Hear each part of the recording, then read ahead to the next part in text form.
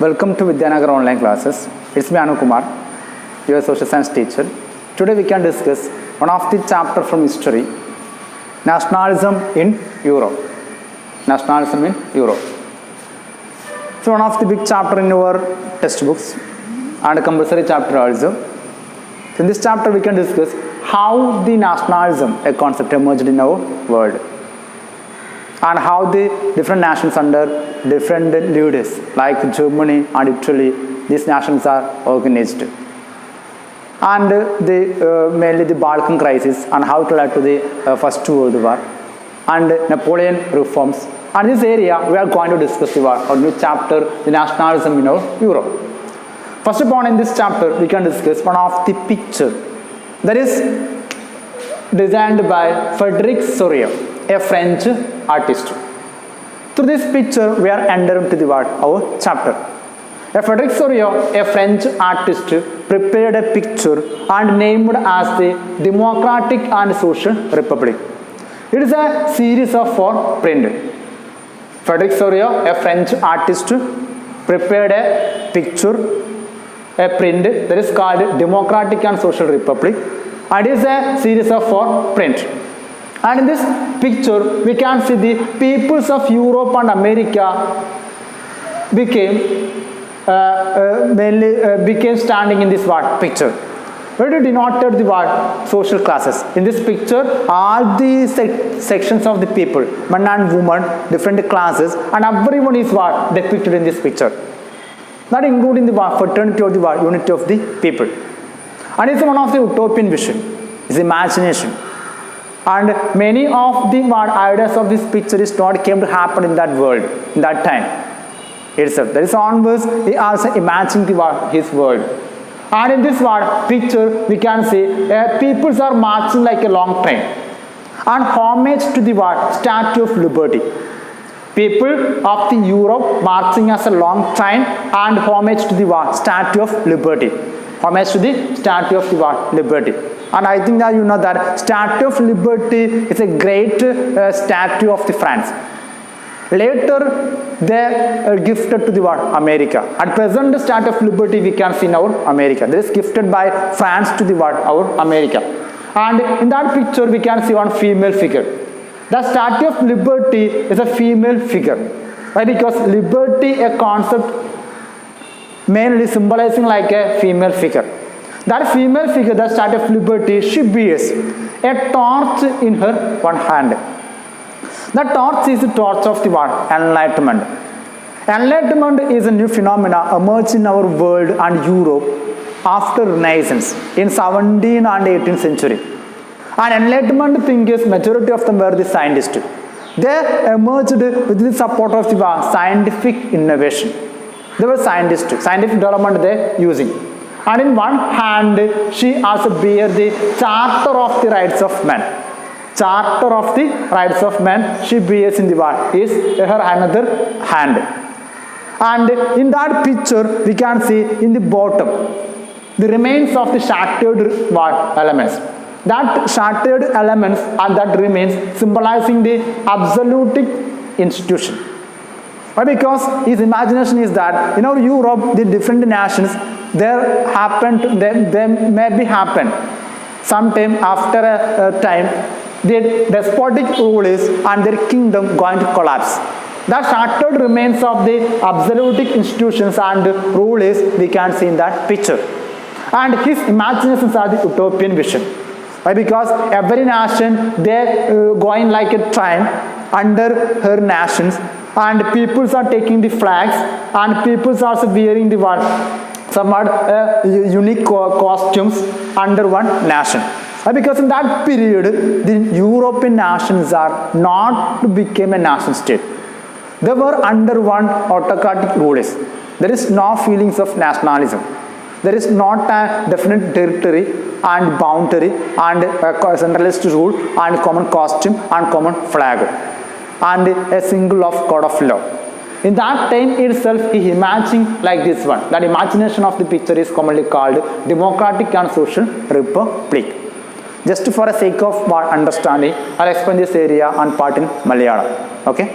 And here ഇവിടെ പറയുന്ന ഭാഗം നമ്മുടെ rise of nationalism in Europe എന്നുള്ള ചാപ്റ്ററിൽ പറയുന്ന ഭാഗത്തിലേ ഉള്ളൂ. ഈ ഒരു ചാപ്റ്ററിൽ ഒരു ചിത്രം കൊടുത്തിട്ടുണ്ട്. ഫെഡറിക് സോറിയ എന്ന് പറയുന്ന ഫ്രഞ്ച് ആർട്ടിസ്റ്റ് വരച്ച ചിത്രമാണ്. ആ ചിത്രത്തിന് 4 CGS ഉള്ള ഒരു പ്രിന്റാണ്. അതിന് പേര് കൊടുത്തത് അദ്ദേഹം എന്താണ്, ഡെമോക്രാറ്റിക് ആൻഡ് സോഷ്യൽ റിപ്പബ്ലിക് എന്നാണ് ആ ചിത്രത്തിന്റെ പേര് കൊടുത്തത്. ആ ചിത്രത്തിൽ നിങ്ങൾക്ക് കാണാൻ പറ്റും ടെക്സ്റ്റ് ബുക്കിൽ എന്താണ് യൂറോപ്പിലെയും അമേരിക്കയിലെയും ആൾക്കാർ ഉണ്ട്, അതിൽ രാഷ്ട്രങ്ങളും അതിലെ ആൾക്കാരും. അവരെല്ലാം തന്നെ വിവിധ വിഭാഗത്തിലെ പുരുഷന്മാരുണ്ട്, സ്ത്രീകളുണ്ട്, വിവിധ ക്ലാസ്സിൽപ്പെട്ട വിഭാഗങ്ങളുണ്ട്. അവരെല്ലാം എന്താണ് പിന്നെ ഒരു മാർച്ചായിട്ടാണ് അതിൽ പോകുന്നത്. അവരൊരു ലോങ് ട്രെയിൻ പോലെയാണ് നടക്കുന്നത്. ഓരോ രാഷ്ട്രത്തിന് മുന്നിലും അവരുടെ കൊടിയുണ്ട്, ആൾക്കാർ പിടിച്ചിട്ടുണ്ട്, അതിന് കീഴിൽ അവരുടെ ജനങ്ങൾ അവരുടെ കോസ്റ്റ്യൂമിൽ. അപ്പോൾ തന്നെ അവർ പിന്നെ എന്താണ് homage to the statue of liberty, statue of liberty നമുക്ക് കാണാൻ പോകുന്നു. നമുക്കറിയാം സ്റ്റാറ്റ് ഓഫ് ലിബർട്ടി ഇപ്പോൾ അമേരിക്കയുടെ വലിയ എന്താണ് അവരുടെ സ്തംഭമാണ്. അതൊരു കാലഘട്ടങ്ങളിൽ ഫ്രഞ്ചിലായിരുന്നു. ഫ്രാൻസുകാർ അമേരിക്കയ്ക്ക് ഗിഫ്റ്റ് കൊടുത്താണ് 100ാം വാർഷികത്തിൽ, അമേരിക്കൻ വാർ ഓഫ് ഇൻഡിപെൻഡൻസിലെ 100ാം വാർഷികത്തിൽ ഗിഫ്റ്റ് കൊടുത്താണ് നമ്മുടെ അമേരിക്കയ്ക്ക്.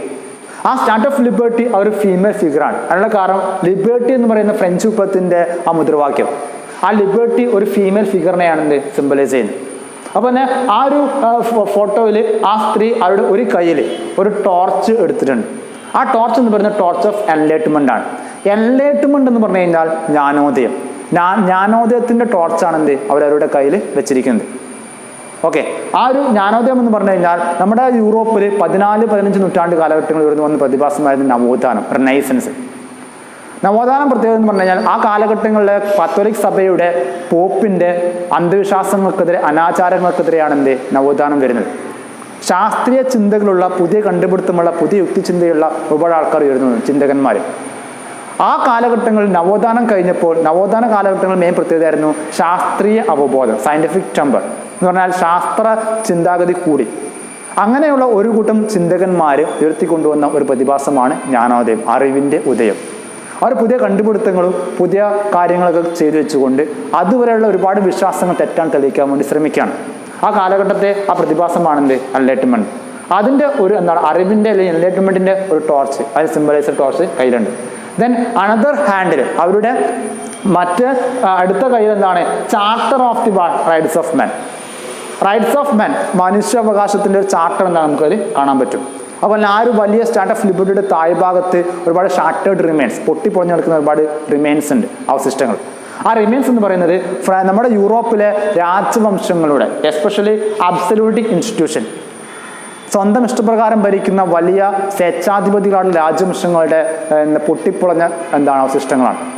അത് ഇമാജിൻ ചെയ്ത് ഒരു കാലഘട്ടം കഴിയുമ്പോൾ യൂറോപ്പിലെ ഒട്ടുമിക്ക രാജവംശങ്ങളും അടിത്തറ്റി വീഴും, ജനങ്ങളുടെ ഭരണം വരുമെന്ന് അദ്ദേഹം പറഞ്ഞത്.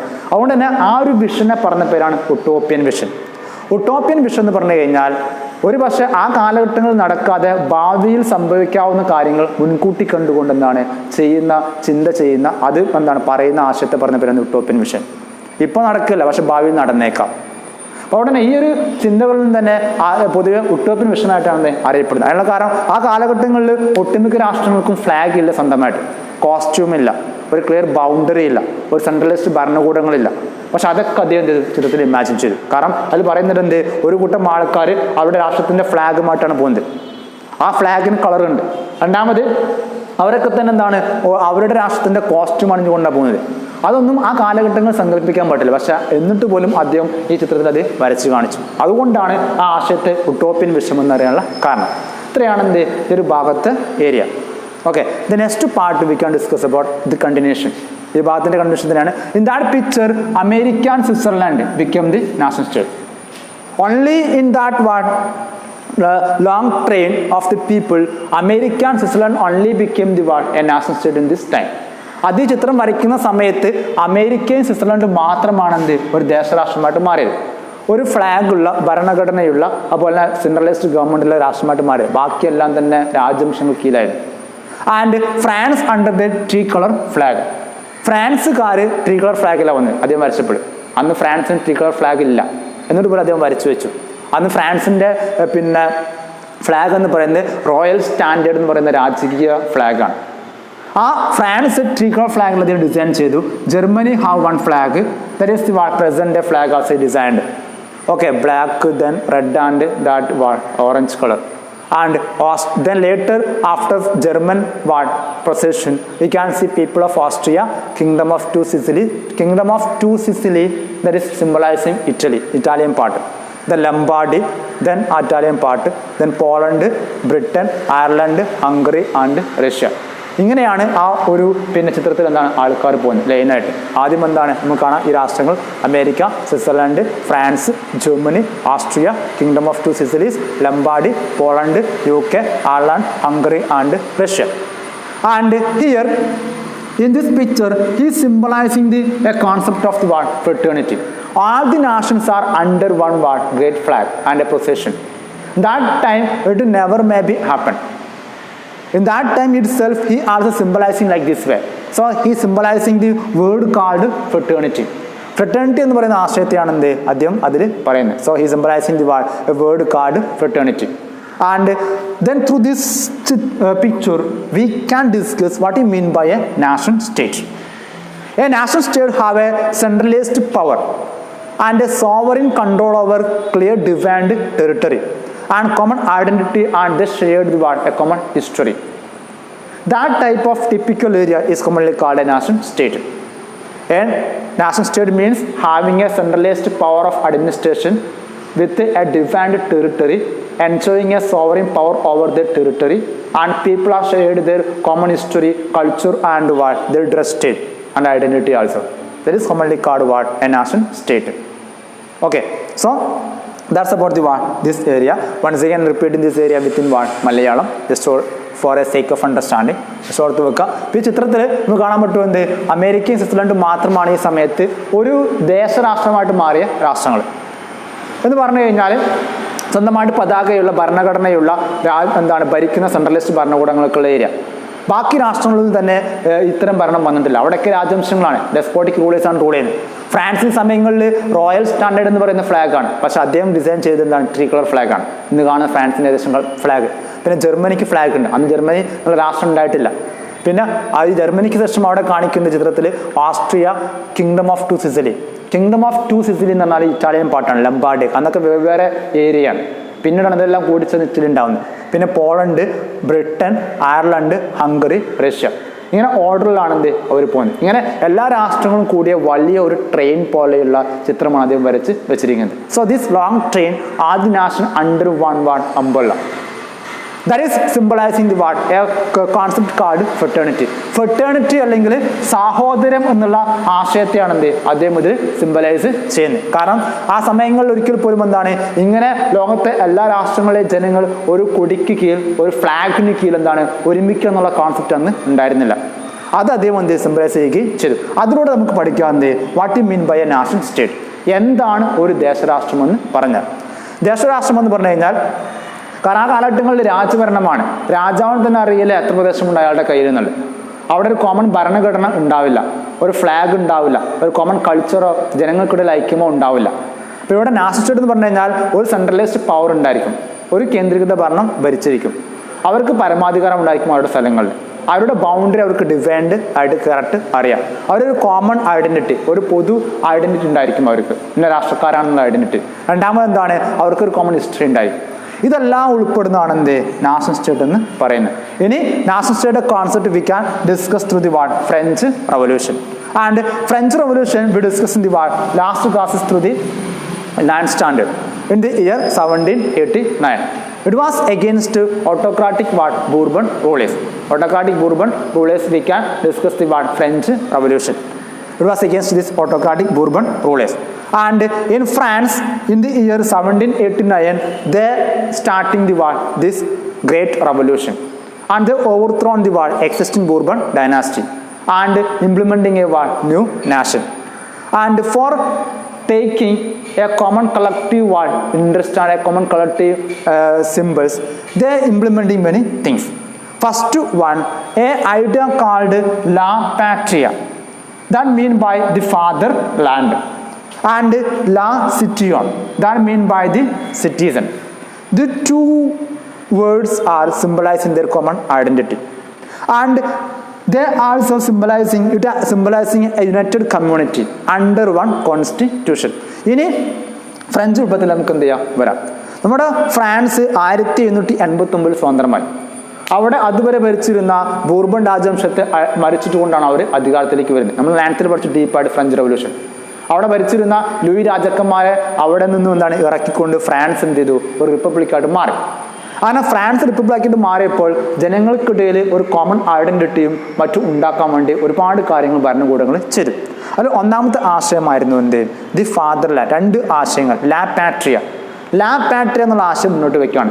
ലാ പാട്രിയ എന്ന് പറഞ്ഞു കഴിഞ്ഞാൽ അതിൻ്റെ മീനിങ് ദി ഫാദർലാൻഡ് എന്നുള്ളതാണ്.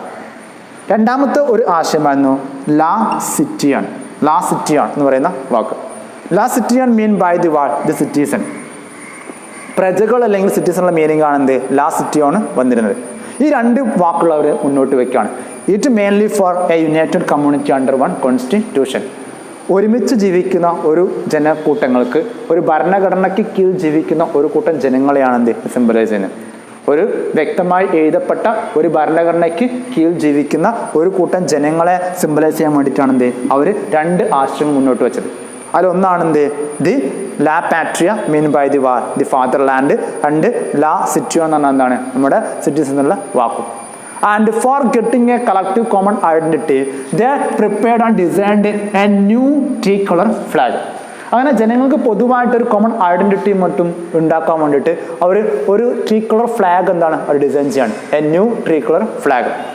That is for what, mainly replacing royal standard. Mainly the what, just for what sake of name they changed their royal flag. That is called royal standard replacing by new tricolour flag. ഇവിടെ അതുവരെ France ഭരിച്ചിരുന്ന ഫ്രാൻസിലെ രാജവംശങ്ങളുടെ flag ആയിട്ടുള്ള royal standard എന്നുള്ള flag പിന്നെ അവർ ഒഴിവാക്കി പുതിയൊരു ഫ്ലാഗ് സെറ്റ് ചെയ്യാണ്. അതിൻ്റെ പേരാണ് new tricolour flag. And estate general renamed as a national assembly. French വിപ്ലവ കാലഘട്ടങ്ങളാണ്. ഫ്രഞ്ച് വിപ്ലവ കാലഘട്ടങ്ങളിൽ എസ്റ്റേറ്റ് ജനറൽ എന്ന് പറയുന്ന എസ്റ്റേറ്റ് ജനറലിൻ്റെ പേര് മാറ്റി അവർ എന്താക്കി മാറ്റി, നാഷണൽ അസംബ്ലി ആക്കിയിട്ട് മാറ്റി. And the composing new Hinds, പുതിയ കീർത്തനങ്ങൾ അവർ കമ്പോസ് ചെയ്തു. And new Hinds the composed oath were taken and martyrs were what commemorated. martyrs mean രക്തസാക്ഷികൾ, commemorated mean by what, അവരെ അനുസ്മരിക്കാൻ വേണ്ടിയിട്ട്, ആദരിക്കാൻ വേണ്ടിയിട്ട് അവരെ ആദരിച്ചു. ഫ്രാൻസിന് വേണ്ടി ജീവൻ കൊടുത്ത ഗ്രേറ്റ് മാർട്ടിയേഴ്സിനെ, രക്തസാക്ഷികൾ അവർ എന്താണ് ആദരിക്കുകയും ചെയ്തു. ഇതെല്ലാം ഇതിൻ്റെ ഭാഗമായിട്ട് അവർ ചെയ്ത കാര്യങ്ങൾ ആണ്. ഒന്നും കൂടി once again, new tricolor flag that is designed instead of the royal standard flag. Then a state general renamed as the National Assembly, and new hymns were composed, oath were taken, and martyrs were the commemorated. That's about the this module. I hope that you understand very well in this part. If you have any doubt, you can ask to me through WhatsApp message and text message. Okay, thank you.